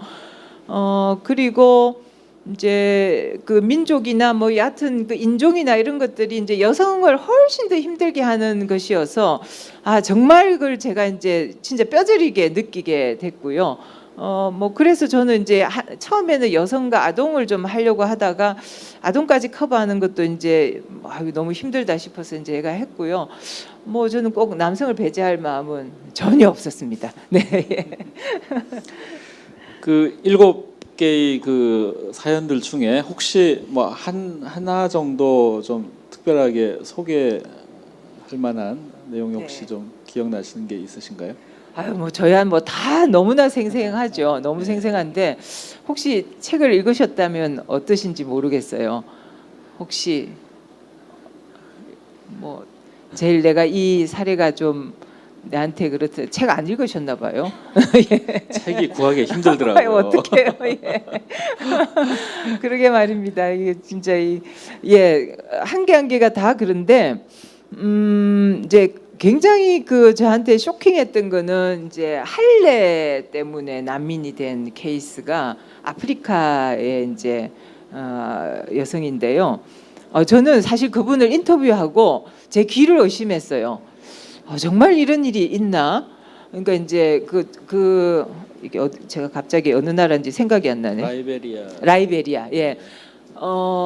이제 그 라이베리아 안에서도 이제 특별한 어떤 종족에서 있었던 것 같은데요. 일정한 나이가 되면 학교처럼 이렇게 이제 남자가 가는데 여자가 가는 데가 다 있는데 거기서는 이제 할례를 다 이렇게 하고요. 막 끔찍해서 제가 말하기도 힘든데 그 할례를 해서 제가 그 얘기를 듣고는 제 귀를 의심했어요. 그래서 정말 처음에는 제가 마음속으로 뭐 이게 진짜인가 이런 생각이 들어가지고 와서 막 검색을 해봤어요. 진짜 이런 일이 있을 수 있나 그랬더니 많지는 않았지만 그런 사례가 보고가 되고요. 그 나라의 라이베리아의 어느 여기자가 그 나라에 만연된 할례 문제를 국제적인 어떤 뉴스에다가 리포트를 했다가 막 협박을 받은 그런 사례들까지 있어서 아 정말 이런 일이 보편적으로 일어나는구나 했고 그걸 이제 그래서 나중에 유니세프 같은 걸 보니까 할례를 하는 인구가 굉장히 많아서 우리는 이제 그런 문화가 없으니까 제가 여성학 배울 때 할례 그래도 그게 그렇게 우리 여성에게 폭력적인 거라는 걸 제가 못 깨달았는데요. 그게 이제 저는 참 놀라운 일이었고 이제 제일 저에게 인상적인 거는 이제 여기 7가지 얘기 중에서 제가 이제 일종의 한국에서 살아간다면 우리가 이런 관계를 맺으면 좋겠다라고 생각을 하고 이제 쓴 사례가 제일 마지막에 이제 미아 씨라고 콩고에서 온 여성이었는데요. 이 여성은 이제 여기 그 여성뿐만 아니라 대체로 제가 인터뷰했던 분들이 난민들이 인텔리가 많습니다. 생각을 해보세요. 그러니까 정말 어떤 일이 생겼을 때 전쟁 같은 경우에도 그 먼 나라까지 오려고 하면 어떠한 것인 간에 역량이 있어야 돼요. 돈도 있어야 되고 어떤 어려움에 부딪혔을 때 그걸 돌파할 수 있는 뭔가 기지도 있어야 되고 용기도 있어야 되고 근데 이제 이 여성 같은 경우도 그 나라의 대사관에 근무를 하다가 이제 르완다와 콩고의 어떤 그 분쟁 같은 걸로 해내 가지고 이제 어느 날 갑자기 이제 오는데요. 한국을 오는 줄도 모르고 비행기 타니까 한국행이었다는 거예요. 근데 이제 이분은 보니까 사실 제가 그래서 당신이 참 인복이 있다 제가 이런 얘기를 했는데 한국에서 한 여성 활동가를 만나게 됩니다. 박진숙 씨라고요. 에코팜머의 박진숙 선생인데 그 남편이 어필의 김종철 변호사예요. 근데 이제 그 김종철 변호사가 난민을 우연히 이제 알게 돼서 도와주는 걸 보다가 이 부인이 이렇게 한국에 온 난민들에게 한국어를 가르치게 됐어요. 이분이 이제 불어를 원래 전공을 해서, 그러니까 이제 아프리카 쪽 분들이 많이 오셨죠. 그래서 이제 우연하게 한국어 교실에서 만나고 또 헤어졌다가 또 어디에서 또 만나고 또 어디에서 만나고 이러다가 그 두 사람이 이제 서로 집에 이제 초대하고 이제 그래서 그런 여성들의 어떤 친밀감. 이런 것들이 굉장히 중요한 것 같아요. 인간이라고 하는 게 밥만 먹고 살 수도 없는 거고 일만 하고 살아가는데 어떤 인간적인 어떤 친밀감을 갖는다는 것은 굉장히 큰 힘인 것 같아요. 난민들에게 아주 큰 힘이 되는데 두 사람이 이제 의기투합했어요. 아 우리가 뭘 좀 해보면 좋겠다. 뭘 해볼까? 그러다가 돈이 없었는데 어떻게 무슨 뭐 공모전 같은데 어플라이를 했는데 1등을 하게 됐다는 거예요. 근데 이 미아 씨가 굉장한 능력을 갖고 있어요. 여러분들 보시면 나중에 보실 기회가 있을 텐데 그림도 아주 잘 그리고요. 캘리그라피 같은 것도 굉장히 잘하고 아주 지적으로 인텔리전트해서 불어로 이제 뭐 불어 클래스를 개설을 해가지고 난민이란 무엇인가, 뭐 문화적 다양성은 무엇인가 이런 거를 막 불어 가르치면서 그런 주제를 가지고 가르쳐요. 근데 이제 이분이 박진숙 씨하고 그게 만나면서 그런 일을 하면서 우리가 난민을 대상화를 하는 게 아니라 아 우리가 함께 뭘 좀 해보자. 함께 해보자라고 하는 이제 그런 클래스를 만든 거예요. 그래서 이제 한국의 재능을 가진 많은 이제 경력 단절 여성들, 이제 미술을 하는 분도 계시고, 뭐 수공예를 하는 분도 계시고, 이제 아름아름 그분들을 모아서 이제 수공예 교실도 열고 그림 그리는 교실 같은 것도 열면서 이분들이 의사소통이 안 됨으로써 자기 안 내면에 이렇게 꾹꾹 눌러놨던 스트레스 같은 거를 그림을 그리고 이렇게 이제 수공예를 하면서 이제 뭔가를 이렇게 자기네 걸 좀 풀어내기 시작했고요. 그걸 통해서 이분들이 갖고 있는 잠재력을 한국에 있는 한국 분들이 확인을 하게 된 거예요. 그러니까 우리는 그냥 난민 그러면 불쌍한 사람, 가난한 사람, 굉장히 무기력한 사람, 우리보다 훨씬 열등한 사람 이런 어떤 편견을 암암리에 갖고 있었는데 그분들이 갖고 있는 잠재력을 막 보면서 아 정말 놀랍다. 그리고 정말 다르지 않은 똑같은 인간이구나. 그리고 우리는 난민이 왔다고 생각했는데 정말 사람이 왔구나. 그 정현종 시인의 이제 손님이 왔을 때 사람이 왔다 이런 얘기를 하잖아요. 그걸 눈으로 확인하게 된 거예요, 이분들이. 그래서 이제 그분들이 이런 얘기를 했어요. 우리는 그냥 단지 조금 돕기 위해서 갔는데 그냥 도운 게 아니라 우리가 그분들을 통해서 굉장히 많은 걸 알게 됐다. 그래서 그런 어떤 관계들을 맺으면서 이 아프리카 그 클래스에 오신 분들이 아프리카만은 아니었는데 자기 내면에 갖고 있던 잠재력을 활짝 꽃피우게 됐던 것 같아요. 우리가 이제 흔히 임파워먼트 이렇게 얘기를 하는데 임파워먼트를 하게 되면서 그분들 스스로도 굉장한 자신감을 갖게 됐고 한국 사회에서 뭔가 자기대로 두 발로 설 수 있는 어떤 계기들을 마련하게 됐고 한국 분들도 우리가 단순히 그냥 대상화해서 도움을 주겠다는 게 아니라 정말 우리가 같은 어떤 파트너로서 같은 사람으로 동등한 평등한 사람으로서 만나면서 서로가 성장했던 것 같아요. 그래서 저는 앞으로 한국 사회에서 굉장히 많은 난민들이 와서 같이 살겠지만 우리가 어떤 관계를 맺어야 될 것인가는 그 미아 씨의 사례에서 굉장히 많은 어떤 그 함의가 있고 많은 걸 이제 우리에게 어떤 많은 걸 제시한다 이런 생각이 들고요. 첫 번째 사례에서도 첫 번째 사례는 이제 한국하고의 관계는 아니지만 공동체라는 게 굉장히 중요하다. 이제 이런 얘기는 꼭 좀 드리고 싶어요. 그러니까 지금 이렇게 점처럼 이렇게 박혀 있는 분들을 서로 어떻게 선으로 연결하고 어떻게 공동체로 만들어낼 것인가, 그 과정에서 우리가 어떤 관계를 맺을 것인가, 그게 이제 우리에게 주어진 과제다. 저는 그런 말씀을 드리고 싶어요. 예. 한국의 이제 난민에 대한 어떤 그 태도는 뭐 일단 낯설고 또 대체로 우리보다 좀 열악한 환경에서 오신 분들이다. 그다음에 뭐 인종적인 이런 것들도 좀 작동을 하는데 또 만만치 않게 그 장벽이 된 게 종교 문제이기도 하죠. 이번 예멘 사례도 사실 이분들이 딴 거보다 무슬림들이다 하는 것 때문에 또 기독교 쪽에서는 더 좀 괜히 또 버럭하고 또 반발심을 나타내기도 했는데요. 뭐 문경래 선생님 크리스찬이신 거 알고 네. 예. 그래서 기독교 신앙과 또 난민들을 환대하고 난민들 맞이하는 태도, 뭐 한국 교회가 지금 굉장히 다양한 모습으로 지금 대하고 있는데요. 신앙인으로서 우리가 좀 이 난민 문제 어떻게 좀 봤으면 좋겠다. 한 말씀을 좀 해주시면 좋을 것 같습니다. 그러게요. 여기 오신 분들 이제 기독교 신자가 얼마나 계시는지 모르는데 사실 스님 더 잘 아시겠지만 성경에 보면 이방인과 가난한 자와 가장 병든 자와 이런 분들을 예수님이 가장 약한 자에게 잘해라 이런 얘기 진짜 많이 나오잖아요. 그리고 사실은 예수님이 난민이잖아요. 생각해 보면 예수가 이제 어디에서 태어납니까? 원래 이제 무슨 호적 신고 때문에 자기 고향도 아니고 나자렛 예수가 예루살렘에 가서 아이를 낳잖아. 이제 마리아가 아이를 낳잖아요. 근데 이제 그때 동방 박사 세 분이 이제 이 별을 따라왔는데 예수가 어디서 태어났습니까? 이러고 헤롯 왕을 찾아가잖아요. 그러니까 헤롯 왕이 이게 이제 큰일이다. 이제 나를 이을 자기 아들이 아니라 이제 정말 왕 중에 왕이 태어났구나. 그래서 이제 얘기를 해달라. 그러면 나도 가서 경배하겠다. 이렇게 얘기를 하잖아요. 근데 이제 그날 밤에 천사가 나타나서 그 얘기를 헤롯 왕한테 하지 말고 이제 빨리 떠나라. 그러니까 이제 헤롯 왕이 다 이제 2살 미만의 아이를 다 죽이라고 그러잖아요. 그러니까 정치적 박해죠. 난민의 사유 중에 정치적 박해인데 그래서 예수와 마리아와 누구죠? 요셉이죠. 예수의 아버지 요셉이 이제 길을 떠나가지고 이집트로 가죠. 이집트로. 예. 그게 제가 이렇게 이제 인터넷을 두드려 보니까요.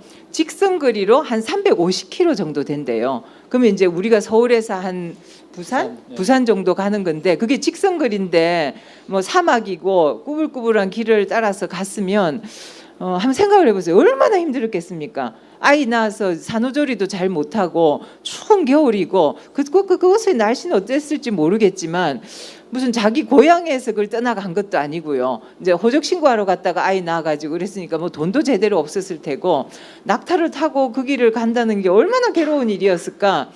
제가 이제 왜 이 생각을 하게 됐냐면 우리 교회에서 이 난민을 가지고 말씀 전거를 한번 해달라 그래서 제가 가만히 생각해 보니까 정말 예수가 난민인 거예요. 그래서 진짜 예수님이 난민이었다는 걸 우리가 한번 생각한다면 기독교인들은 정말 난민에 대해서는 정말 특별한 어떤 사명감을 가지고 함께 해야 되는 게 아닐까. 그렇게 문전박대하고 하느님한테 자비 베풀라고 하면 안 되잖아요. 그거는 진짜 예. 예. 뭐 아마 그 하실 말씀이 우리 양 대표님 더 많으실 거예요 아마. 예. 그 난민 관련된 여론들이 이제 기독교계에서 나올 때 저도 굉장히 좀 놀랬던 게 우리가 아무리 성경을 건성으로 읽어도 선한 사마리아인 얘기 나오죠. 너가 가서 이웃이 되어 주라는 얘기 있고 또 뭐 마태복음 25장 양과 염소 마지막 심판 때 보면은 내가 굶주렸을 때 먹여줬고 목마를 때 마시게 했고 감옥에 갇혔을 때 와서 돌아봤기 때문에 너희는 내 아버지의 나라에 함께 할 것이다 하니까 이 사람들이 아니 우리가 언제 주님께 그런 일을 했습니까? 라고 반문을 하는 거죠. 선한 사람들이 자기들이 선한 일을 했다는 걸 의식을 못 한다는 거잖아요. 근데 거기에 이제 그 주님의 대답이 가장 작은 소자 하나에게 한 것이고 나에게 한 것이라. 그러니까 누가 천국에 가느냐가 가장 작은 소자 하나에게 한 것이 곧 그 들고 남을 결정하는 것이다. 우리가 아무리 성경을 건성으로 읽어도 지나가면서 한 번씩은 스쳐가면서 했을 텐데, 그러니까 난민 문제에 대해서 발언을 할 때 이런 게 그래도 마구 내뱉지 못하게 만드는 일정한 제동 장치 역할은 좀 하지 않을까 하는 이제 기대가 있었는데. 저의 기대와는 이 기대는 웬걸 너무들 그냥 이렇게 마구마구 좀 쏟아내고 뱉어내고 하는 걸 보면서 굉장히 좀 절망스러운. 도대체 우리는 성경을 어떻게 읽었으며 기독교 신앙을 어떻게 했으며 타자들 또 약한 자들 어떤 식으로 대하도록 배워왔단 말인가 하는 게 결국 이제 우리 얼굴을 보는 거죠. 난민들의 뭐 이게 문제가 아니고 우리가 누군지를 적나라하게 좀 보여주는 그런 최근의 경험이었다. 그래서 이 예멘에서 온 한 500여 명의 사람들이 앞으로 한국 사회에서 어떻게 이 심사 과정을 거쳐서 뭐 받아들여지고 정착을 하게 되고 할지는 시간이 지나면서 우리가 봐야 될 문제지만 잊지 말아야 될 것은 이 사건을 통해서 우리는 우리가 누군지에 대해서 굉장히 적나라하게 맞대면하게 되는 그런 종류의 사건을 우리 지금 지나가고 있다 하는 생각을 뭐 떨칠 수가 없는 것 같았습니다. 아마 오늘 많은 분들이 오신 이유도 뭐 그냥 객관적으로 난민이 궁금하다 뭐 이런 궁금증도 있을 수 있겠지만 최근에 이러저러한 이제 상황들 속에서 우리는 도대체 뭐 하는 사람들이지 어떤 존재들이지 물음을 좀 한가득 갖고 오시지 않았을까 싶어요. 질의응답을 이제 곧 좀 이어갈 텐데요. 그 전에 그 선생님이 이제 좋은 책을 써주셨는데 난민 관련된 책이 참 많지는 않은 편인데 혹시 좀 우리가 이 이해를 좀 넓히고 하는 데 있어서 도움이 될 만한 뭐 책이나 혹은 자료나 혹은 뭐 어떤 종류의 좀 활동을 해보라고 좀 권해주실 만한 게 있을까요? 뭐 저는 제일 좋은 거는 이제 마이너리티 경우에는요 마이너리티 친구를 하나 두는 게 최고로 좋은 일입니다. 정말 제주도 한번 가셔도 좋고요. 아니면 난민단체 같은 데 가서 자원봉사도 하시면 좋고 또 눈을 크게 뜨고 보면 주위에 어렵지 않게 또 난민을 같이 이웃으로 둘 수 있는데요. 어떤 책보다 제일 좋은 경우는 저는 친구를 두는 일이라고 생각하고요. 책은 정말 말씀하신 대로 그렇게 많지가 않아요. 저보다 이제 좀 먼저 나왔던 책이 내 이름은 요비라고 하는 이제 그분은 지금 광주에서 아마 대학 교수를 하시는 분인데 명망가가 되셨는데 그분이 이제 어떻게 해서 이제 난민이 되게 됐는가를 쭉 이제 한 권으로 쓴 책이 있고 그리고 여기가 우리들의 피난처입니다라고 하는 게 이제 그 피난처의 이호택 대표님이 쓰신 책이 있고요. 조금 더 이제 약간 이론적인 거는 그 선생님 인용하시는 그 김연경 선생의 사람, 장소, 환대, 예, 그 책이 이제 조금 이론적인 책이고요. 뭐 그 밖에는 뭐 한나 아렌트의 책이라든지 이런 그런 건데 이제 되게 이론적인 거여서. 난민의 삶을 구체적으로 알기는 조금 조금 거리가 먼 책들인데 그래서 이게 정말 우리에게는 좀 낯선 주제긴 하구나. 저도 뭐 달리 제 생각이 잘 안 나네요. 예. 네. 이럴 줄 알고 저희 청어람에 네. 자료들을 저희 사이트에 하나 좀 포스트를 올려놓은 게 있습니다. 거기에 이제 말씀하신 책들이 거의 다 네. 포함이 되는데 조금 더 추가를 하면요. 네. 아까도 이제 언급이 됐던 이제 박진숙 대표가 쓰신 세계 시민 수업이라고 풀빛 출판사에서 펴낸 세계 시민 수업 1에서 난민. 근데 이게 일종의 좀 이제 그 교재 같은 식으로 돼 있어요. 그렇죠. 그래서 개념도 설명하고 또 여러 가지 이제 데이터나 정보들을 잘 담고 있고 토론해 볼 거리들 담고 있어서 소그룹으로 같이 한번 우리 한번 이런 문제 한번 고민해 보자 했을 때 썩 갖다가 쓰기에 좋은 어렵지 않기 때문에 좀 청소년도 읽을 수 있을 것 같고 어른들도 어렵지 않게 이런 내용 가지고 한번 이야기를 하면은 좋지 않을까 생각이 되고요. 그리고 이제 난민 관련돼서 크리스찬들에게 또 많이 좀 문제가 되는 게 이제 이슬람 타종교 특별히 이제 이슬람권이다 하는 게 이제 문제가 되는데 이 한국 사회가 또 이슬람에 대해서 갖고 있는 이슬람 포비아가 또 그것도 어마어마하죠. 그래서 제대로 정보나 또 관점을 걸러내고 제대로 형성하는 과제가 아주 중요한데 김동문 선교사가 쓰신 우리는 왜 이슬람을 혐오할까라는 책이 있습니다. 선율이라는 출판사에서 나왔고요. 그래서 이슬람 혐오와 관련된 팩트 체크도 상당히 좀 들어있고 그 다음에 이슬람에 대해서 잘못 알려진 내용들도 왜곡을 좀 바로잡는 그런 내용이 상당히 많이 있고요. 이 김동문 선교사님은 저희 청어람에서 이제 강의도 여러 번 하셨었고 국내에서 이런 이슬람 포비아나 이제 그 가짜 뉴스, 페이크 뉴스들이 돌아다니면 그 온라인상에서 팩트 체크를 해서 많이 올리십니다. 페이스북이나 이런데. 그래서 이거는 어디서 잘못 가져온 근거고 뉴스가 어디서 이거는 가공이 잘못됐고 여기 담고 있는 내용은 이제 잘못된 것이다 해서 이제 쭉 작업을 많이 하시는데 이게 한두 개가 아니라서 역부족인 경우가 많습니다만 그래도 꾸준히 좀 이런 작업을 접하다 보면 우리가 소위 이제 카톡으로 막 돌아다니는 온갖 종류의 정보들을 좀 선별할 수 있는 안목을 좀 키울 수 있지 않을까 이게 좀 생각이 되고요. 그 외에 그 저희 청어람 ARMC 웹사이트 들어오시면 난민에 대한 읽을 거리들 책들 소개하는 포스트가 있으니까 또 차후로도 좀 참고를 하시면 좋을 것 같습니다. 네, 이 더운 날씨에 여기까지 오셨을 때는 다들 이것저것 궁금한 것도 많고 하고 싶은 얘기도 많이 있으실 것 같습니다. 해서 오늘 오신 분들에게 이제 좀 마이크를 넘겨드리려고 하는데요. 질문도 좋고 코멘트도 좋고 같이 좀 이런 거 생각해 보면 좋겠다 하는 제안도 좋습니다. 손을 들어서 표해 주시면은 마이크를 전달해 드릴 테니까요. 질문부터 예, 이쪽.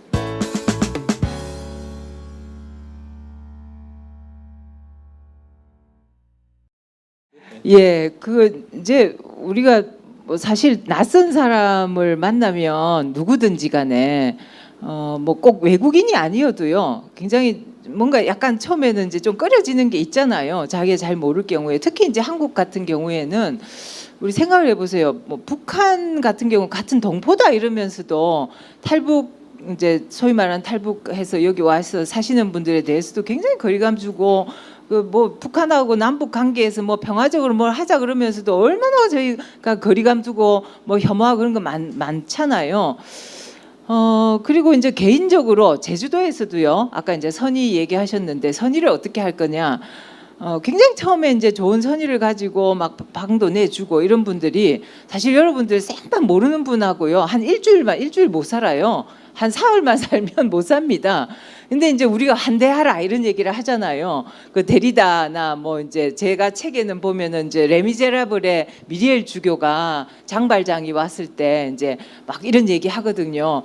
당신이 누구라는 걸 물을 필요가 없다. 당신이 필요하면 여기 와서 이 집은 당신의 집이다 이런 얘기를 하는데 그건 소설이죠. 실제로 소설이죠. 예, 그게 소설이죠. 실제로 그렇게 하는 게 쉽겠습니까? 그죠? 쉽지 않죠. 그렇다면 이제 과연 환대를 어떻게 하고 어떻게 살아갈 거냐. 그걸 제가 되게 고민했어요. 정말로. 환대하자 이렇게 말을 할 수 있는데 실질적으로 어떻게 환대를 하고 살아야 되냐. 그래서 저는 개인적으로 해결하는 건 좀 어렵다고 생각합니다. 이제 공공의 영역이 사회가 국가가 어떻게 제도적으로 시스템을 만드느냐가 정말 우리가 해야 될 일인 거예요. 한 개개인이 방문을 열고 난민을 받아들이고 같이 살아라. 그거는 잘 안 되는 얘기고요. 이제 그야말로 공공의 영역이 난민들에게 어떻게 주거의 문제, 의료의 문제, 교육의 문제, 생계의 문제 이런 것들을 그 사이가 함께 고민하면서 이제 뭔가를 만들어 가야 되는 거죠. 근데 이제 우리의 법무부나 뭐 어떤 나라도 사실 쉽게 그렇게 망문을 열지는 않아요. 열지는 않은데 이제 우리 같은 경우는 난민 협약에 가입도 하고 난민법도 만들었지만 실제로 이분들이 와서 어떻게 살 것인가에 대한 고민은 정말 안 했던 것 같아요. 굉장히 우스운 일이 국회의 속기록 같은 거를 이렇게 뒤져보니까 저도 이제 들은 얘기인데요. 난민법 제정할 때도 그랬고 난민협약 가입할 때도 그랬고 인종차별협약에 가입할 때도 만시지탄이다 이렇게 얘기를 했다는 거예요. 국회의원들이 이런 걸 이렇게 좋은 거를 진작에 했었어야지. 근데 사실은 그렇게 얘기를 하지만 이분들이 와서 우리 사회에서 어떻게 뿌리를 내리고 같이 살 건가에 대한 고민이 없기 때문에 그런 얘기를 하는 거예요. 근데 이제 그거는 법무부를 비롯한 우리 국가가 이제 해야 되는 거고, 제주도 같은 경우에도 아까 도우는 것도 어떻게 도우느냐, 사실은 이제 그냥 일방적으로 주고 돕는 것이 아니라 저는 이제 권리라고 생각하거든요. 예, 난민도 이제 국민은 아니지만 똑같은 인간으로서 우리가 일정 정도의 존엄성을 가지고 살 수 있으려면 그 존엄성을 보장해주고 뒷받침해주는 게 인권이고 권리입니다. 그러니까 그 권리로서 우리가 그걸 얘기하게 되면 본인이 당당해질 수 있는 거죠. 우리가 동정으로 도와준다고 하고 시혜적으로 하게 되면 굉장히 굴욕적이게 되는 거지만 우리 마음속에 그냥 도와주는 것이 아니라 똑같은 인간으로서 최소한의 인간의 존엄성을 가지고 살 수 있도록 하기 위해서는 그게 국가이든 어떤 사회이든 우리가 함께 해야 된다는 이 마음의 장벽을 첫째는 열어야 된다고 생각하고요. 그걸 이제 국가는 받아서 어떻게 제도화할 것인가, 어떤 시스템을 만들어 갈 것인가, 그리고 이제 개인적으로나 이런 경우에는 어떤 친밀감의 관계를 맺어 갈 것인가, 거기에는 시민사회라고 하는 어떤 한 영역이 일정 정도의 어떤 역할을 해야 된다. 근데 사실은 뭐 저도 개인적으로 설계를 한 건 아니지만 정말 우리 사회에 던진 굉장히 중요한 문제라고 저는 생각합니다. 숙제죠. 예. 그렇죠. 사실 이제 난민 문제가 뭐 이번에 이렇게 불거지긴 했지만 지금 여기 등장하는 이 온갖 종류의 주제들, 상황들은 우리가 낯선 게 아니거든요.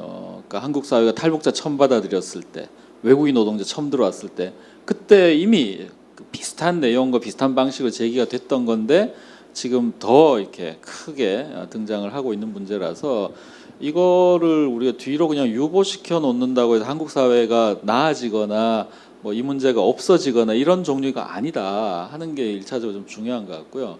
저도 이제 그 난민 받아들이는 반대하는 분하고 TV 토론 가서 한참 이제 토론을 하는데 반대를 하신 분들도 뭐 그 나름대로 또 자기가 생각하는 어떤 소신에 이런 게 있기 때문에 그러고 또 인간적으로 이렇게 난민들을 그냥 모질게 내치거나 뭐 그렇게까지는 하겠는가, 뭐 그분들도 그렇게 얘기를 하세요. 온 사람들을 뭐 우리가 다 나가라고 하는 건 아니고 이제 이렇게 얘기는 하시는데, 그러면서 결론으로 무슨 얘기를 하시냐 하면은 우리나라 난민법 없애야 된다, 다문화 정책 실패다. 그러니까 이미 지금 우리 한국 사회에 지금 외국인들이 정식으로 거주하고 있는 사람들이 굉장히 많습니다. 수백만의 이 규모로 이미 우리 사회가 외국인 없이 만나지 않고 살 수가 없는 사회인데, 갑자기 이 모든 것들을 한국 사회로부터 이런 좀 불안하고 어색하고 낯선 것들을 다 이렇게 제거하면 한국 사회가 문제없는 사회가 될 것처럼 얘기를 하는 거는 현실적이지도 않거니와 그게 대안이 될 수도 없는 거죠. 근데 너무 제가 들었을 때는 참 나이브하고 이상적이라고밖에 느껴지지 않는 것을 결론으로, 그래서 우리는 뭐 어떤 경우에는 우리는 한민족, 백이민족이고 자꾸 이렇게 받아들이면 안 된다라는 식으로 가는데 그게 과연 현실의 문제가 될 수 있는가? 그래서 어차피 지금 우리 한국 사회가 개방된 사회라면 이걸 우리 잘 핸들링 할 수 있도록 대책을 찾아가는 쪽으로 대안을 가야 될 텐데, 의외로 반대하시는 분들이 이제 강하게 주장을 하는 분일수록 그거에 대한 적절한 답은 없고 이게 마음에 안 드는 거예요, 그냥. 그리고 뭐 유럽에서 뭐 문제가 있었고 이랬으니까 우리나라에도 똑같이 그렇게 될 것이다라고 지레 탁 끊어버리고 하는데, 이런 식으로 우리가 이 문제를 풀 수는 없다. 우리는 외국인 노동자의 문제도 그렇게 풀 수 없었고 탈북자의 문제도 그렇게 풀 수 없었고 난민의 문제도 그렇게 풀 수 없을 것이기 때문에 이 현실을 좀 더 잘 건드릴 수 있는 방안을 좀 찾아야 된다 하는 생각을 그때 이제 토론하면서 굉장히 좀 크게 굳혔고요. 그다음에 그 하나만 제가 좀 덧붙이면 이제 그 아까 오신 분이 이제 좀 보수적이고 소위 말하는 이제 복음주의권의 기독교에서 이제 이 문제를 어떤 그 또 생각을 하면서 관심 있게 들여다 보는지가 좀 궁금하다라는 말씀을 주셨는데 저희는 뭐 청어람 하면서 조금 유심히 지켜보는 사회적인 이슈들 몇 가지가 있습니다. 그 중에 하나가 사실은 이제 이슬람 포비아 문제였고요. 왜냐하면 뭐 선교하는 거 중요한데 왜 이슬람을 자꾸 이제 악마화하는 방식으로 적대적으로 그리면서 또 한편으로 선교하자고 하는 이게 좀 뭐가 모순적이고 안 맞아 들어간다.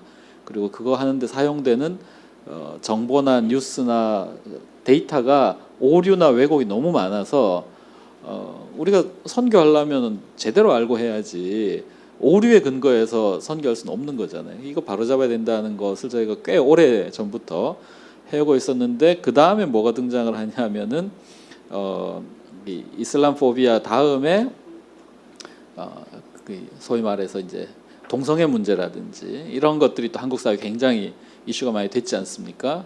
근데 이걸 하시는 분들이 다 좀 유사한 분들이에요. 굉장히 많이 겹치고 그 다음에 이제 뭐 종북 뭐 이런 문제, 레드 포비아 이런 것이 제각각 영역이 다른데 실제로 사용되는 논리나 어떤 사안을 대하는 태도나 또 그런 어떤 여론들을 만들어가기 위해서 동원되는 어떤 방식이 굉장히 유사하고 사실상은 거의 비슷한 그룹들 안에서 이게 주거니 받거니 하면서 진행되는 걸 보면서 이건 굉장히 좀 우려스럽다.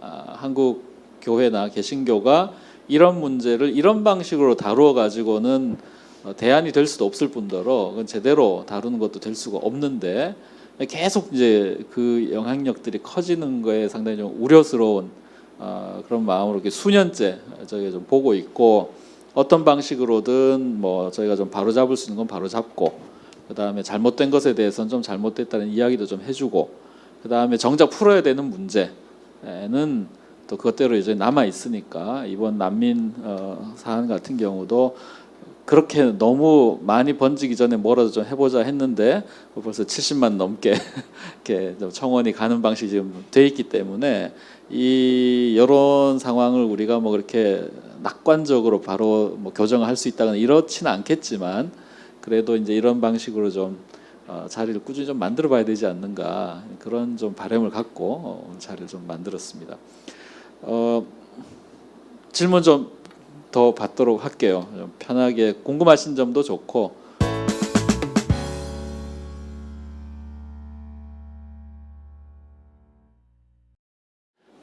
이제 난민 말고 인도적 체류 지비라는 게 있어요. 이제 그거는 이제 예컨대 전쟁과 시리아 난민 같은 경우 거의 대부분인데요. 시리아 난민이 한 1,000명 이상 들어왔는데 난민으로 인정받은 경우 딱 4명밖에 없습니다. 나머지는 다 인도적 체류지라고 해서 전쟁이 끝나면 다 돌아가라 이제 이런 거고요. 예컨대 기본적인 의료보험이라든지 뭐 사회복지 이런 게 아무것도 이제 주어지지 않고요. 그리고 이제 노동을 할 경우에도 취업을 할 수 있는 게 굉장히 한정돼 있습니다. 그래서 아주 뭐 그냥 연명만 하고 살아라 그냥 이런 경우고 그게 한 1,000명 남짓 되는 것 같고요. 나머지는 이제 소송 중에 있는 분들이 계시고 소송 기간이 상당히 오래 걸리니까 그리고 이제 돌아가는 경우들도 많이 이제 돌아가야죠. 이제 아니면은 돌아가야 되는데 어떤 경우에는 이제 돌아가지 않고 체류하는 분들도 좀 계십니다. 그래서 난민 단체들 같은 데서는 이래저래 해서 한국에 머물고 있는 분들이 한 10,000명 정도 되지 않을까 이렇게 추산을 하던데. 어떤 근거에서 하는 건지는 저도 좀 잘 모르겠는데 한국에서 그렇게 이제 살고 있는 거죠. 근데 이분들이 이제 난민 신청하고 난민으로 오신 분들이 제일 두려워하는 게 강제 송환되는 겁니다. 그러니까 자기네 나라에 살 수 없어서 이렇게 왔는데 다시 이렇게 돌려보내는 거는 그건 이제 죽으라는 얘기하고 같은 거잖아요. 그래서 이제 난민법 상으로도 강제 송환은 안 되게 돼 있는데 이제 뭐 난민 신청하는 과정이나 이제 이런 뭐 시간을 좀 끌긴 하지만 너무나 이제 삶이 불안정한 거죠. 불안정한 거죠. 예. 그 토론하면서 좀 보니까 그 양측이 다 좀 그 동의하는 것 중에 하나가 난민 판정하는데 시간이 너무 걸린다는 거예요. 그러니까 일단 심사를 할 수 있는 인원이 적다 보니까 대기 시간이 굉장히 오래 걸리고 또 그러다 보니 여기서 굉장히 불안정한 지위, 그다음에 뭐 한동안 왜 난민 개인당 뭐 100 몇십만 원씩 지원을 해준다라는 얘기가 있었잖아요. 그 뭐 잘못된 내용인데, 그러니까 그런 심사 받는 기간 동안에 1인당 한 40여만 원 정도, 30 몇만 원, 43만 원. 그 정도를 지원해 줄 수 있는 조항은 있는데 그걸 다 받는 게 아니고 예산 책정된 범위 내에서만 줘요. 그러니까 실제로 신청할 수 있는 사람들 중에 실제 그걸 받을 수 있는 수혜자는 아주 극소수예요. 한뭐 5%도 그러니까, 안 되는. 그래서 현실적으로는 뭐 그 난민 그 심사를 하는 과정에 뭐 그렇게 대단한 어떤 경제적인 지원을 받는 것도 아니고, 말씀하신 것처럼 난민으로 받아들여지면 이제 한국의 일반인처럼 뭐 자기가 수입이 없으면 사회복지 대상이 되지만 인도적 지위는 취업 제한과 또 계속해서 비자 갱신을 해야 되고, 굉장히 그 제도가 조금 불합리하게 돼 있더라고요. 이 사람이 직업을 가질 수도 없고 갖지 않고는 아무런 수입이 없는 상태에 이제 머물러 있기 때문에 그런 문제가 있는데, 이 심사 기간이 길어지면 이 사람들이 이런 불안정한 상태로 계속 하염없이 가야 된다. 그래서 지금 이 심사 기간을 줄이도록 최대한 좀 신속하게 하는 것이 피차에 결론이 빨리 나면 그 다음 자기가 취할 수 있는 선택을 하거나 아니면 뭐 다른 곳으로 가거나 하는 이 선택을 할 수 있는데, 결정되지 않은 채 너무 장기간을 끌게 되는 이런 것들은 제도적으로 좀 보완하자, 그런 문제들이 이제 같이 좀 제기가 되고 있어서 뭐 난민법이나 현재 이 제도는 이런저런 모양으로 좀 개선을 해야 된다는 그런 이야기는 꽤 많이 좀 등장하는 것 이제 같습니다. 흔히 이제 약간 오해하는 부분이요. 난민이 되면 한국 국적을 갖는가 이렇게 오해하는 경우들이 있어요. 근데 난민이 된다는 건 국적을 주는 건 아닙니다.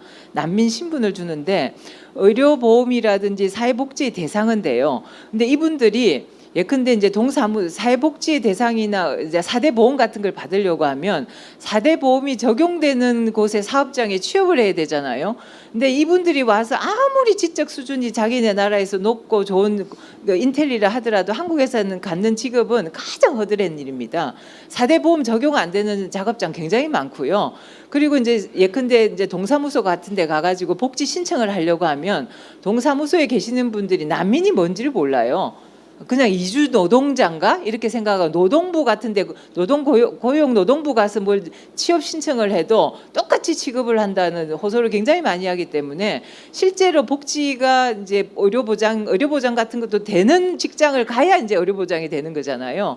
그 밖에 이제 가장 소득이 가장 낮은 이제 최저생계비 이런 걸 이제 요청을 하려고 해도 몰라서도 못하고 실제로 동사무소에서 그걸 처리를 못해서도 못하는 그림의 떡에 불과한 것이 이제 현실이죠. 그래서 보면 네, 그래서 뭐 너무 한국 사회에 부담을 지우고 세금을 많이 쓴다라는 이야기는 주장하시는 분들은 굉장히 분개하시는데, 정작 현실을 들여다보면 저렇게까지 이야기하면은 난민들한테 좀 미안하지 않나 싶어요.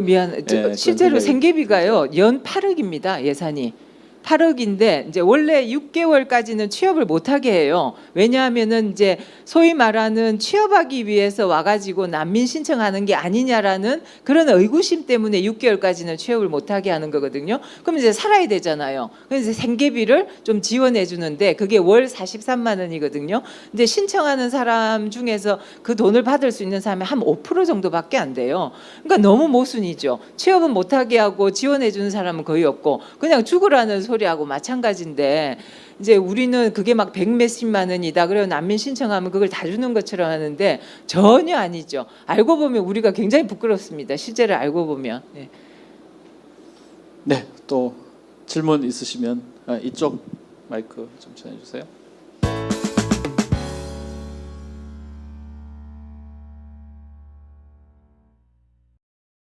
네, 제가 정말 우리 마음속에 난민에 대한 고정적인 딱 고정화된 정착화된 그게 있어요. 제가 이 책을 이제 만드는 과정에서 편집 디자이너가 사실 이 디자인은 그래도 괜찮죠, 그죠? 근데 5개의 이제 디자인을 모델을 만들어 봤는데요. 아주 한국에서 잘하시는 분인데 이미지가 어떤 거냐면 공포에 질린 모습. 아니면 아주 무기력하고 불쌍한 모습. 그게 우리에게 정형화된 모습인 거예요. 그래서 이렇게 미디어에서 사진을 찍을 때도 국경에서 막 너무 절박한 이런 모습들만 찍는데 사실은 그런 모습들이 없는 건 아니에요. 근데 제가 이제 만나본 분들도 제가 그듭 똑같아라고 얘기하는 게 어찌 보면 우리보다 훨씬 더 용감한 분들이에요. 여기까지 오려고 했을 때 용기 없고 그걸 극복해낼 만 인내와 굉장히 도전이 없으면 그 여러 이 난관을 극복하고 여기까지 못 오는 분들이거든요.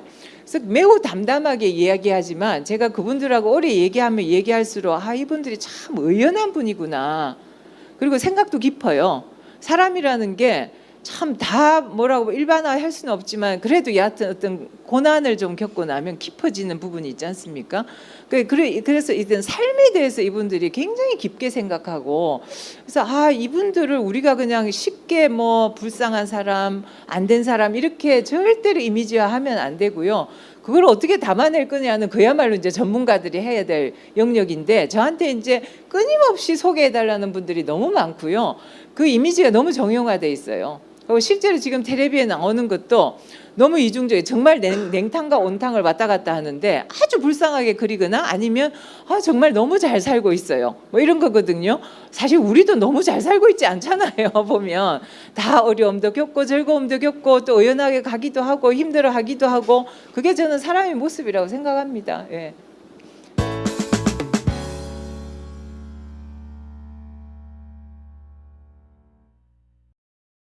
뭐 어떤 뉴스든지 이제 가짜 뉴스도 있고 아닌 것도 있잖아요. 난민 아닌 경우에도요. 어떻게 구별하세요?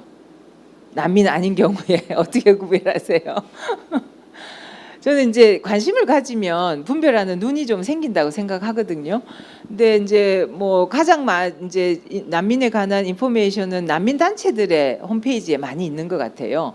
여러 가지 이제 그야말로 소위 말하는 좀 계몽적인 이런 어떤 생각을 가지고 뭐 인터뷰도 해서 올리고 그분들에 대해서 갖고 있는 편견들에 대해서도 바로 잡아주는 것도 있고 뭐 예컨대 우리가 아는 굉장히 유명한 아인슈타인이라든지 뭐 홉스라든지 이런 사람들 다 난민이었어요. 라든지 난민이 우리가 특별한 사람이 아니라는 걸 얘기해주는 그런 뉴스들도 있고 해서 그런 사이트들 같은 경우도 가보시면 좋고요. 그리고 이제 관심을 가지고 좀 저 책도 보시고 그러면 이제 관점이 생기면 뉴스도 일방적으로 그렇게 혐오하는 뉴스만 양산된다고 저는 생각하지 않아요. 뭐 특정 매체를 말하기는 제가 좀 곤란합니다만은 굉장히 심층적으로 보도하고 그리고 칼럼 같은 걸 보면 우리가 난민이나 이방인에 대해서 어떻게 인식해야 하고 어떤 관계를 맺을 건가에 대해서 저는 놀라울 정도로 좋은 칼럼들이 생각보다 굉장히 많이 나오더라고요. 신문만 제가 이제 막 바쁘지만 막 이렇게 잘라 놓기도 하고 이렇게 하는데 저 수북하거든요. 그래서 잘 찾아보시면 이게 답이 되는지는 모르겠습니다만은. 근데 그 난민 단체들은 일하기 바빠서 그런지 약간 온라인상의 존재감이 그렇게 막 그렇죠. 크게 느껴지는 좀 않는 것 같고요. 그래서 그러면서 언론의 역할이 또 굉장히 중요하다 이제 그 생각이 듭니다. 난민 단체에 시간이 되시면 정말 자원봉사 좀 하세요. 진짜 힘들거든요. 난민들이 이제 특히 이제 이분들이 도와주는 게 소송 관련되는 일을 도와주는데 그 소송을 하는 과정에서는 얼마나 예민하겠습니까? 자기 앞날이. 그러니까 이분들이 와서 난민 단체에 대해서 막 좋게 얘기하지는 않을 거 아니에요. 그래서 그 활동가들이 한 3년 하면 다 나자빠져요. 굉장히 힘들어요. 그런데 이제 손으로 필요한 진짜 여러 가지 필요한 일들이 많거든요. 이제 통역을 해준다든지 아니면 문서 작업을 한다든지 해서 좀 우리가 그렇게 힘을 보태주면 아마 사이트 같은 것도 빨리빨리 이제 업데이트를 하겠죠. 예.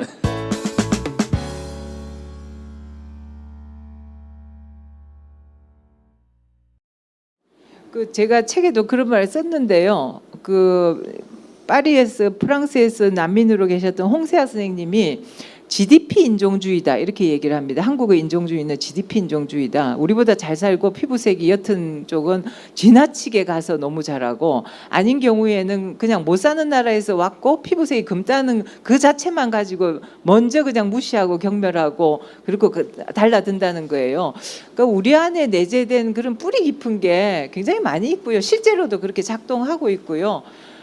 이거는 어떻게 해야 되나 저도 이제 고민을 많이 하게 되는데 많이 접촉하는 게 그 편견을 없애는데 저는 최고라고 생각합니다. 그 이상 없는 것 같아요. 접해보면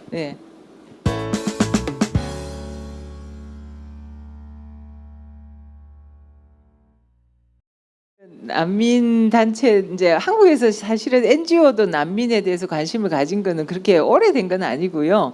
아까도 제가 말씀드렸지만 한 10년 전쯤에 이제 그때 피난처에서 외국인 이주자 탈북 이렇게 하다가 이제 난민들이 오니까 난민 문제에 관심을 갖게 됐고 그게 이제 제일 처음이고요. 피난처도 있고 이제 난민 인권 센터 이런 것도 있고요. 그다음에 이제 법률적으로 좀 지원을 많이 하는 데는 어필이라고 하는 이제 공익 법무법인이죠. 이제 거기는 아마 제 생각에 영어 같은 거 잘하시고 그러면 가서 이렇게 또 하실 일도 많이 있을 테고요. 뭐 사실 몇 개 안 되네요 보니까. 예. 맵이라고 하는 MAP라고 하는 단체도 있는데 거기는 아마 자원활동가를 받는 것 같지는 않은데 그게 이제 우리의 실정인 것 같아요. 그게 우리 실정입니다 보면. 예. 생각해 보니까 이제 요즘은 이주인권 하는 단체에서도 난민 문제 많이 하고요. 제가 제주도 갔을 때 이제 그 예멘 난민들이 막 많이 있는 곳이 있었는데 그런 데는 대학생 자원봉사자가 좀 있으면 좋겠다 이런 얘기를 했어요. 그러니까 할 일이 되게 많은데 그러니까 이제 제주도라는 지역이 이제 이게 집을 떠나서 이제 숙식을 해야 되니까 그래서 그럼 어떻게 숙식은 해결해 주세요 그랬더니 그건 어떻게든지 해보겠다고 오면 이제 잠자리하고 식사까지는 해주고 약간의 이제 뭐 교통비 같은 건 좀 해줄 수 있는데 아주 뚝 떨어져 와서 해야 돼서 참 어렵다 이러는데 한번 도전해 보시면 어떨지요.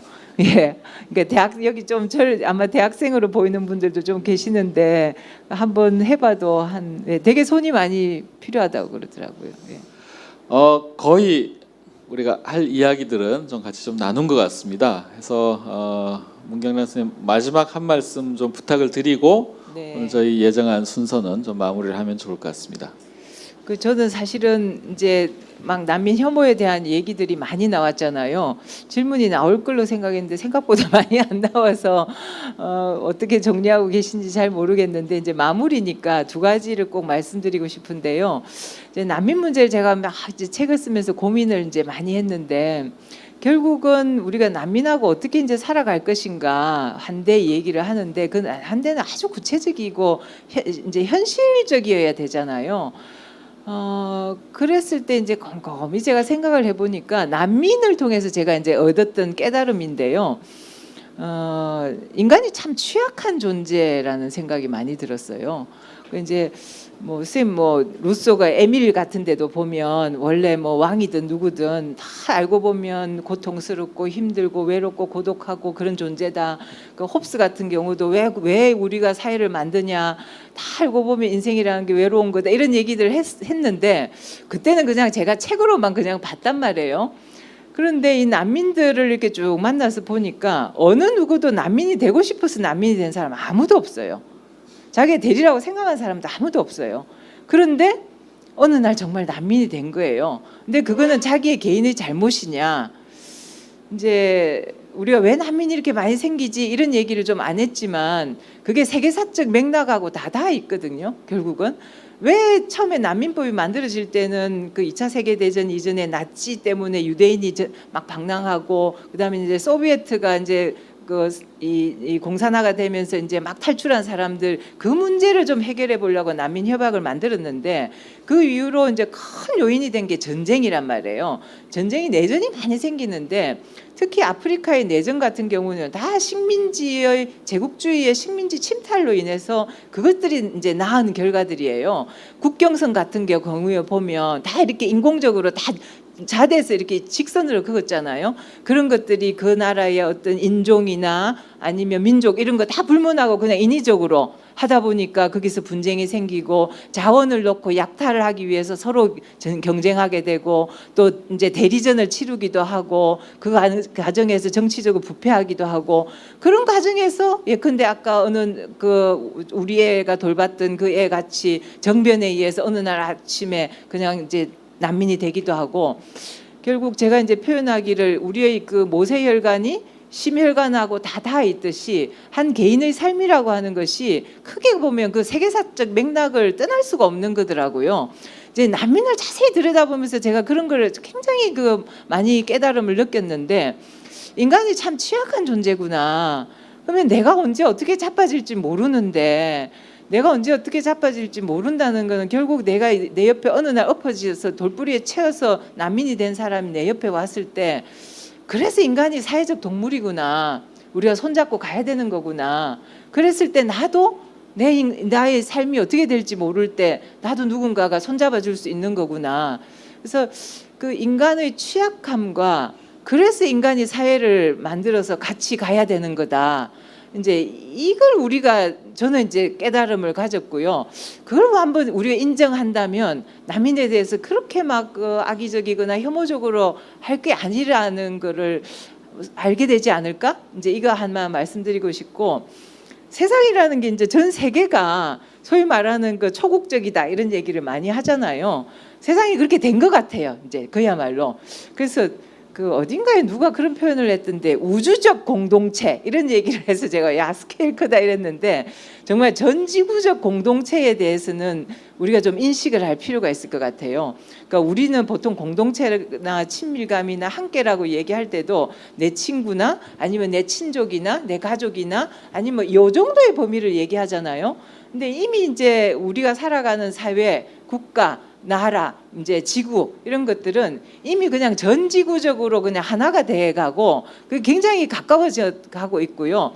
생각을 해보세요. 메르스 같은 게 사태가 터지면 지구 반대쪽에도 금방 옮겨가는 게 지금의 현실이잖아요. 뭐 문화도 그렇고 전쟁도 그렇고 그랬을 때 우리가 훨씬 더 확장된 어떤 시야를 갖는 것이 남을 위한 일이 아니라 나의 어떤 삶을 위해서도 그러한 어떤 시각을 가지고 살아가는 것은 꼭 필요하겠구나.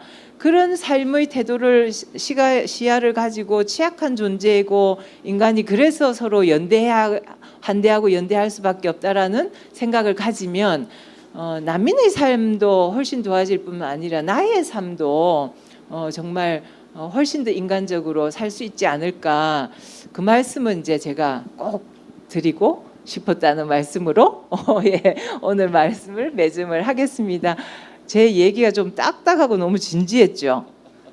너무 막 엄숙하게 들어가지고 아 이거 아닌데 막 싶으면서도 예, 네 경청해 주셔서 너무 감사합니다. 고맙습니다. 네.